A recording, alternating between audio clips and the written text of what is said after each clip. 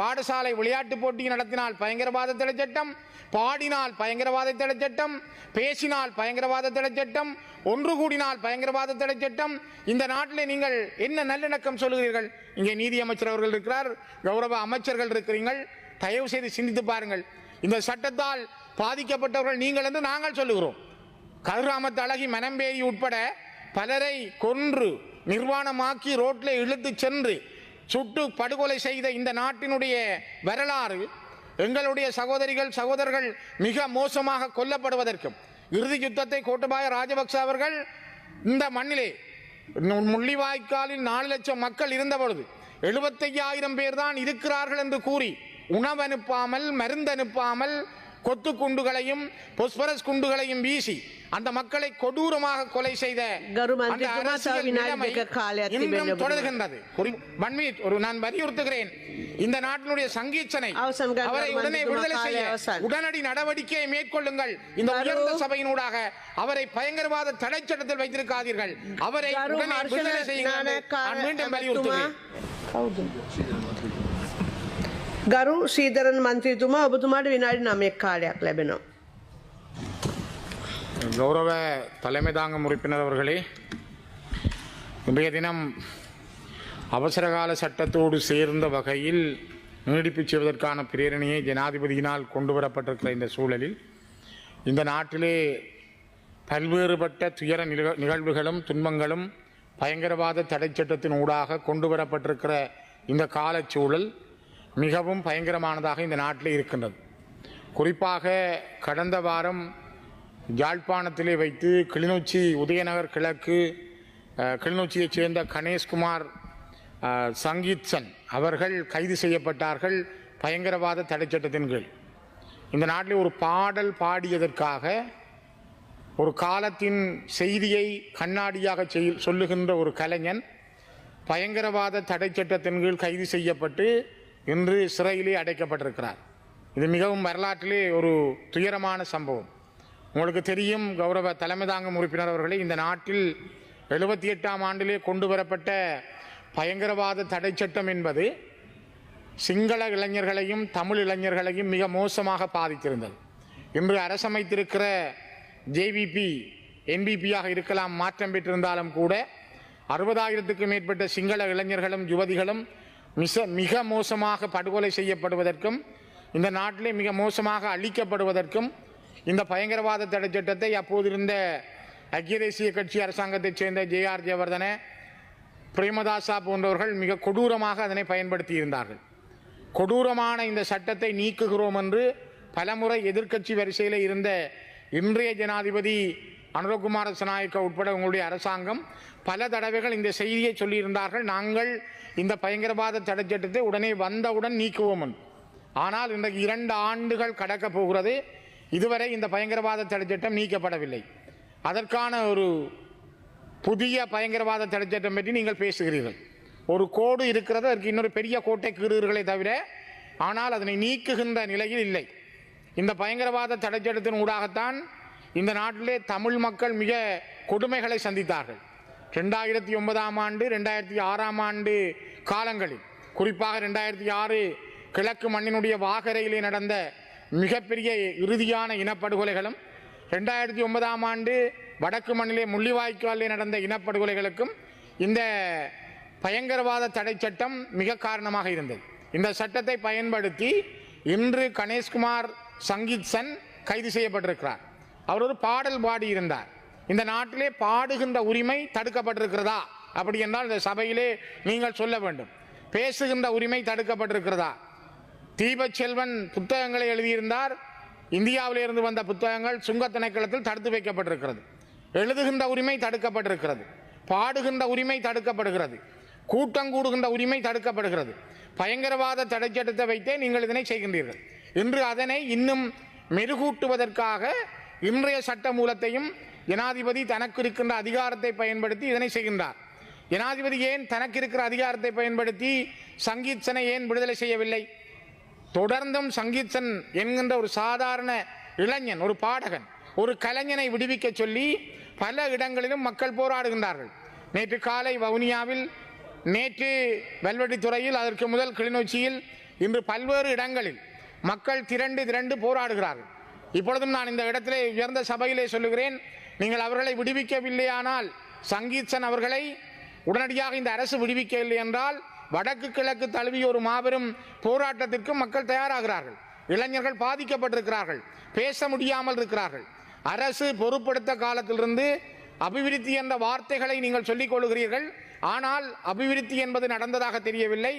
கைதுகளும் அடக்குமுறைகளும் இந்த நாட்டிலே மிக கோலோச்சி மேலோங்கி இருக்கிறது. அண்மையிலே யாழ்ப்பாண மேல் நீதிமன்றத்தினுடைய நீதிபதியாக இருந்த அலெக்ஸ் ராஜா 2 மாதங்களில் திடீரென பதுளை மாவட்டத்துக்கு மாற்றப்பட்டார்.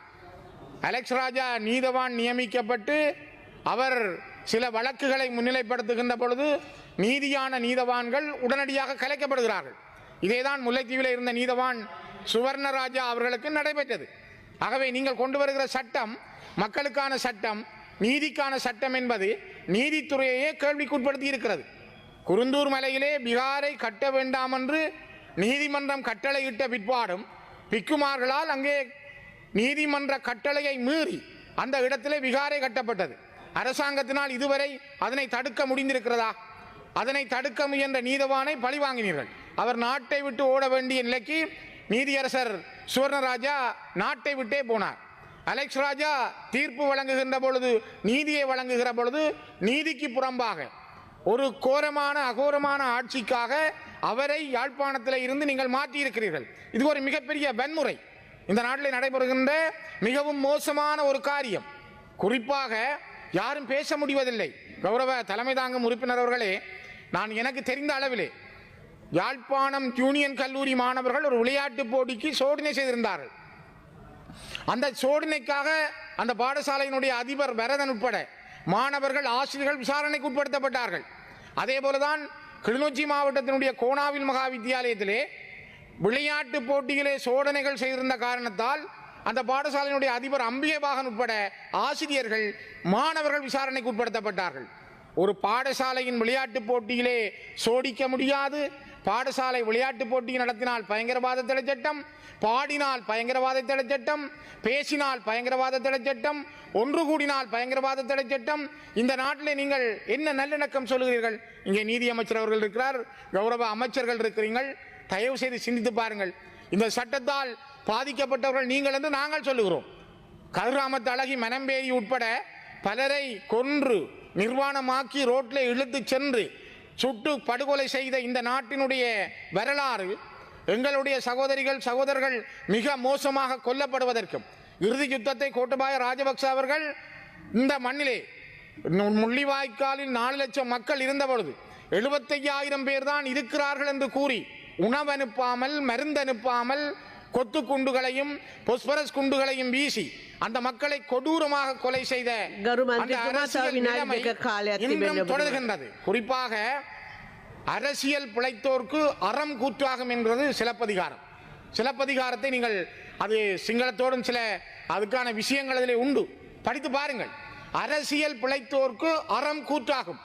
அந்த அரசியல் பிழைத்ததனால் கோத்தபாயா 2 வருடங்களிலே வீட்டை விட்டு போனார். இந்த நாட்டினுடைய ஆட்சியை விட்டு போக வேண்டிய சூழல் அவருக்கு வந்தது. அதே போலதான் மஹிந்த ராஜபக்ச திரும்ப வர முடியவில்லை. யோசித்து பாருங்கள். ஆகவே நான் மீண்டும் சொல்கிறேன், இந்த மண்ணிலே கணேஷ்குமார் சங்கீத்சனுக்கு நடந்திருக்கிற துயரம் அல்லது தீபச்செல்வனுக்கு நடந்திருக்கிற துயரம் இங்கே தொடர்ந்தும் எத்தனை பேருக்கு நடக்க போகிறது? இது ஒரு கட்டியம் சொல்கிறது. முதலாவது ஒரு செய்தியை சொல்கிறது, இனிமேலும் இளைஞர்களுடைய சுதந்திரம் அடக்கப்படுகிறது. இதுதான் இந்த நாட்டினுடைய நல்லிணக்கம். நீங்கள் எப்படி நல்லிணக்கம் கொண்டு வர போகிறீர்கள்? 2 ஆண்டுகளில் கண்ட முன்னேற்றம் என்ன? இந்த நாட்டினுடைய முயற்சியிலே நீங்கள் கண்ட வெற்றி என்ன? தமிழ் மக்களும் சிங்கள மக்களும் இந்த நாட்டில் இப்பொழுதும் 2 பட்டிருக்கிறார்கள். 2 பேருமே 2 தேசிய இனங்கள் தான். ஆனால் மனோரீதியாக இந்த நாட்டினுடைய தேசிய கொடிக்கு கீழ் இன்றும் தமிழர்கள் இல்லை என்பதை மிக தெளிவாகவே இந்த நாடு சொல்கிறது. அரச பயங்கரவாதம் தலைவிரித்து ஆடுகிறது. அரச பயங்கரவாதத்தினுடைய ஒவ்வொரு செயல்களையும் நீங்கள் எடுத்து செய்கிறீர்கள். இதனைத்தான் ஜே.ஆர். ஜெயவர்தன காலம் கூட செய்திருந்தார்.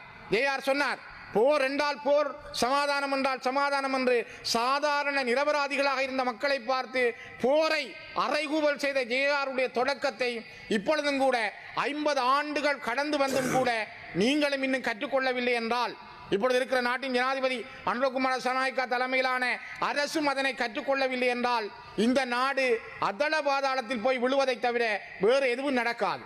இந்த நாட்டினுடைய பொருளாதாரம் இன்னும் வளர முடியவில்லை. நாட்டினுடைய பொருளாதாரம் 2 நிமிஷம் தாருங்கள். நான் நினைக்கிறேன் தலைமைதாங்கும் உறுப்பினர் அவர்களே, இந்த நாட்டினுடைய நீதியும் நியாயமும் எல்லா இனங்களுக்கும் உரியதாக இருக்க வேண்டும், எல்லாருக்கும் உரியதாக இருக்க வேண்டும். நீதியரசர்களை நீங்கள் நினைத்தது போல் மாற்றவும், உங்களுக்கு ஏற்ற வகையில் நீதியரசர்களை நியமிப்பதும், அதனூடாக தீர்ப்புகளை வழங்குவதும் மிக மோசமானது. இதனைத்தான் அந்த குறிப்பிட்ட காலங்களில் தந்தை செல்வாவினுடைய மருமகனாக இருந்தவர் ஜே.ஆர். ஜெயவர்தனவோடு மிக நெருக்கமாக இருந்தவர். அவர் எழுதிய புத்தகத்திலே அவர் குறிப்பிட்டிருந்தார், ஜே.ஆர். ஜெயவர்தன ஒரு முறை சொன்னார், தீர்ப்புகளை நாங்கள் எங்களுக்கு ஏற்றமாய் எழுதுவோம். நாங்கள் யாருடைய மண்டையை உடைக்க வேண்டும் அல்லது யாருக்கு என்ன தீர்ப்பு வழங்க வேண்டும் என்பதை ஒரு நீதிபதிகளுக்கு கார் வாங்கி கொடுப்பதன் மூலம் அல்லது வீடு வாங்கி கொடுப்பதன் மூலம் எங்களால் தீர்ப்பளிக்க முடியும் என்று அத்துலத் முதலியும் ஜே.ஆர். ஜெயவர்தனமும் அந்த காலகட்டங்களில் 70களிலே சொன்ன வரலாறுகளை நான் மீண்டும் பதிவிடுகிறேன். ஆகவே பிரேக் ஆஃப் ஸ்ரீலங்கா, ஏ.ஜே. வில்சன் எழுதிய பிரேக் ஆஃப் ஸ்ரீலங்கா என்கிற புத்தகத்தை மீண்டும் ஒருமுறை படியுங்கள். அவர் மிக தெளிவாக ஜே.ஆரோடு நெருக்கமாக இருந்த ஏ.ஜே. வில்சன் எழுதிய அந்த புத்தகத்தினுடைய ஒவ்வொரு வரிகளும் இந்த நாட்டிலே தமிழ் மக்களுக்கு எதிராக சிங்கள தலைவர்கள் செய்த அநியாயங்களை சொல்லுகிறது. அதனால்தான் நான் மீண்டும் நான் வலியுறுத்துகிறேன், இந்த நாட்டினுடைய சங்கீச்சனை அவரை உடனே விடுதலை செய்ய உடனடி நடவடிக்கையை மேற்கொள்ளுங்கள். இந்த உயர்ந்த சபையினூடாக அவரை பயங்கரவாத தடை சட்டத்தில் வைத்திருக்காதீர்கள், அவரை உடனே விடுதலை செய்யுங்கள். நான் மீண்டும் வலியுறுத்துகிறேன். பயங்கரவாத தடை சட்டத்தின் கீழ் கைது செய்யப்பட்டு விளக்கமறியலில் வைக்கப்பட்டுள்ள எழுச்சி பாடகர் கணேஷ்குமார் சங்கீத்சனை உடனடியாக விடுதலை செய்யுமாறு இலங்கை தமிழரசுக் கட்சியின் யாழ் கிளிநொச்சி மாவட்ட பாராளுமன்ற உறுப்பினர் சிவஞானம் ஸ்ரீதரன் வேண்டுகோள் விடுத்தார். இன்றைய பாராளுமன்ற அமர்வில் சற்று முன் உரையாற்றிய பாராளுமன்ற உறுப்பினர் சிவஞானம் ஸ்ரீதரன் இதனை வலியுறுத்தினார்.